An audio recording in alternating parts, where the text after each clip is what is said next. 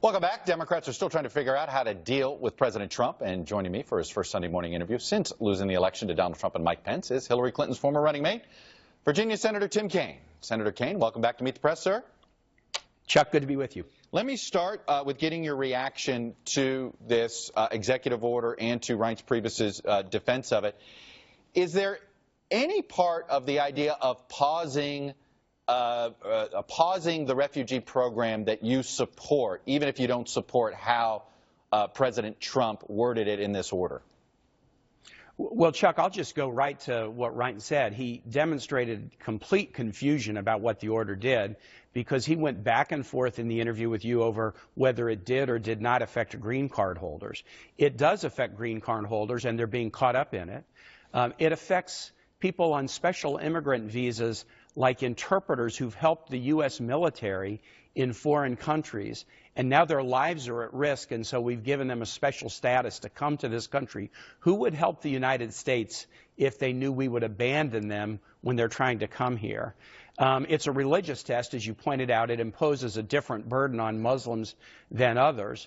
And the irony is not lost on me that it was issued the same day as the White House issued their Holocaust Remembrance Day proclamation that, unlike any previous administration, removed all reference to Jews. So you put a religious test on Muslims and you try to scrub reference to Jews in the Holocaust Remembrance. This was horribly, horribly mishandled. And, so it's not a pause in a traditional sense. Senator, it's a tough charge. You think it's more than a coincidence that it all happened on Friday?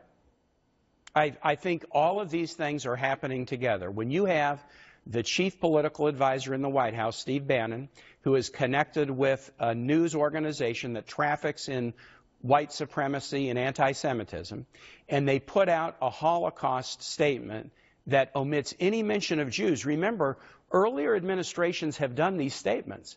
And so the first thing you do is you pull up to see what earlier statements have said. And the earlier statements, President Obama, President Bush, always talk about the Holocaust in connection with the slaughter of Jews. The final solution was about the slaughter of Jews. We have to remember this. This is what Holocaust denial is. It's either to deny that it happened, or many Holocaust deniers acknowledge, oh yeah, people were killed, but it was a lot of innocent people. Jews weren't targeted. The fact that they did that and imposed this religious test against Muslims in the executive orders on the same day, this is not a coincidence. Let me ask